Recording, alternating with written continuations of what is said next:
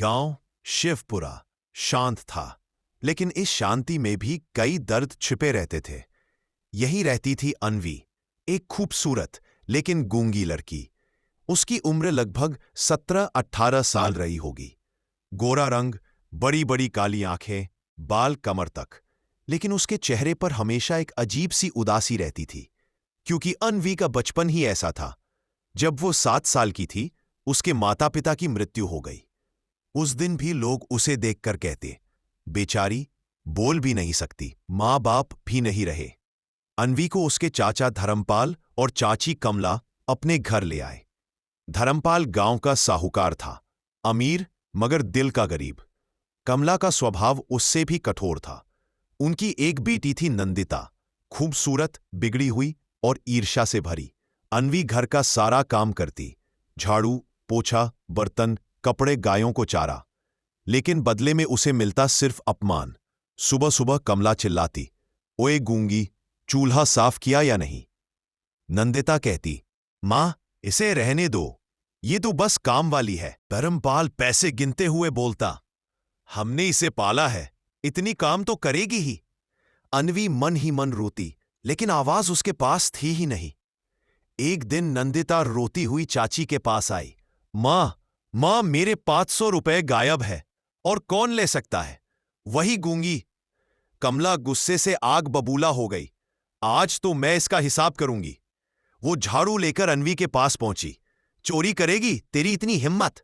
हमने पाला है तुझे, और तू हमारे घर में ही चोरी करेगी? अन्वी हाथ जोड़कर इशारों में बता रही थी कि उसने कुछ नहीं किया, लेकिन कमला ने उसे धकेल दिया। नाटक करती है, चुप रहने से सत्य नहीं बदल जाता। धर्मपाल भी आ गया। क्या हुआ?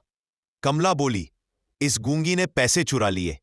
धर्मपाल बोला, तुझमें हिम्मत है, चोरी करेगी? क्या हमारे घर की इज्जत मिट्टी में मिलाना चाहती है? अन्वी रो रही थी, हाथ से ना ना कर रही थी, लेकिन किसी ने उसकी बात नहीं मानी। उसी रात धर्मपाल बोला, कमला, अब इसे जल्दी निपटाना होगा। मैंने इसके लिए रिश्ता ढूंढ लिया है, सेठ हरिप्रसाद। कमला ने पूछा, वही 50 साल वाला? हाँ वही, लेकिन अमीर है, हमारे हाथ से बोझ उतर जाएगा। अगले 2 दिन में घर सजाया गया। सेठ हरिप्रसाद आया, बड़ी तोंद, काले दांत, चश्मा और बुरा स्वभाव। वह बोला, लड़की सुंदर है, लेकिन बोलेगी नहीं क्या? कमला, जी गूंगी है, पर काम बहुत अच्छा करती है। हरिप्रसाद मुस्कुराया, अच्छा है, कम बोलने वाली औरत ज्यादा सुकून देती है। यह सुनकर अन्वी कांप गई। हरिप्रसाद बोला, मुझसे शादी करेगी? हो तो सिर हिलाओ। अन्वी ने सिर ना में हिलाया। हरिप्रसाद उठा, मुझे नखरे पसंद नहीं, मैं चला। कमला चीखकर बोली, अन्वी, तेरी वजह से रिश्ता टूट गया, अब तू इस घर में एक दिन भी नहीं रहेगी। धर्मपाल चिल्लाया, निकल जा मेरी आंखों के सामने से। और उसी रात अन्वी को घर से निकाल दिया गया। अन्वी रात भर गांव की गलियों में भटकती रही। कानों में वही शब्द गूंज रहे थे, निकल जा, चोरी करती है, गूंगी है। उसका पेट भूख से मरोड़ रहा था, आंखों से आंसू बहते जा रहे थे। सुबह उसे एक पेड़ के नीचे बैठा देखा एक बूढ़े भले इंसान ने, रघुनाथ काका। उन्होंने पूछा, बेटी क्यों रो रही हो, कहीं खो गई हो क्या? अन्वी इशारों में सब बताने लगी। रघुनाथ काका बोले, तू बहुत भूखी लग रही है, मेरे साथ चल, रोटी खिलाता हूं। उन्होंने उसे पानी पिलाया, खाना दिया और बोले, मेरी कोई बेटी नहीं, क्या तू मेरे साथ रहना चाहोगी? अन्वी ने शर्म कर सिर हिलाया।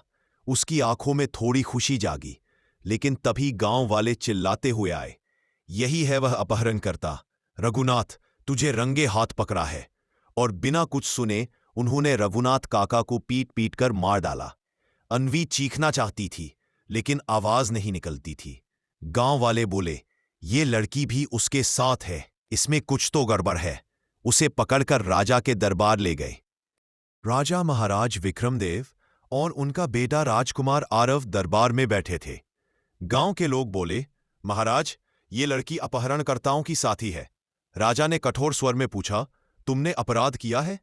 अन्वी हाथ जोड़कर इशारे कर रही थी कि वह निर्दोष है, लेकिन कोई समझ नहीं पाया। तभी राजकुमार आरव ने कहा, पिताश्री, ये गूंगी है, इसके इशारे मैं समझ सकता हूं। आरव ने धैर्य से अन्वी को इशारे करने दिए और उसने उसकी पूरी कहानी समझकर राजा को समझाया। राजा बोले, तो ये लड़की निर्दोष है। सभी गांव वाले शर्मिंदा हुए। आरव बोला, पिताजी, अपहरणकर्ता अभी भी गांव में है। अगर हम अन्वी की रक्षा करें तो असली अपराधी सामने आ जाएंगे। राजा ने उसकी योजना मान ली। आरव राजमहल छोड़कर एक सामान्य व्यक्ति की तरह गांव में रहने लगा। अन्वी उसकी मदद करने लगी, खाना बनाना, साफ सफाई, लकड़ी लाना। वह आरव की रक्षा करती और आरव उसकी। धीरे धीरे दोनों के बीच एक अनकहा रिश्ता बनने लगा। एक रात जब आरव पास नहीं था, 4 नकाबपोश लोग आए। इस गूंगी को उठाओ, इसे अच्छी कीमत में बेचेंगे। अन्वी चीखना चाहती थी लेकिन आवाज नहीं थी। उन्होंने उसे उठाया और गुफा में ले गए। यह बोल नहीं सकती, बेचने में आसानी होगी। अन्वी डर से कांप रही थी। किसी भी क्षण उसकी जिंदगी खत्म हो सकती थी। तभी गुफा के बाहर घोड़ों की आवाज गूंजी, सैनिकों, चारों तरफ से घेर लो। राजकुमार अंदर आया। अन्वी, घबराओ मत, मैं आ गया हूं। अपहरणकर्ता बोले, अरे, यह तो राजकुमार है। उन्होंने चाकू से हमला कर दिया। एक चाकू सीधे अन्वी की ओर फेंका गया, लेकिन राजकुमार आरव बिजली की तरह उसके सामने आ गया। चाकू आरव के सीने में लग गया। अन्वी की आंखों के सामने अंधेरा छा गया। वह उसकी गोद में गिर पड़ा। अन्वी पहली बार अंदर से आवाज निकालने लगी। वह कांप रही थी, रो रही थी, और अचानक उसकी बंद आवाज खुल गई। वह चीखकर बोली, नहीं आरव, अपनी आंखें खोलो, मुझे छोड़कर मत जाओ। सैनिक, अपराधी सब स्तब्ध थे। गूंगी लड़की बोलने लगी थी। आरव मुस्कुराते हुए बोला, तुम बोल सकती हो। मैं कितना भाग्यशाली हूं कि सबसे पहले तुम्हारी आवाज सुनी। और वह बेहोश हो गई। महल में राजवैद्य ने उसे बचा लिया। राजा ने सख्ती से कहा, अपराधियों को कठोर दंड दिया जाएगा। धर्मपाल, कमला और नंदिता को भी बुलाया गया।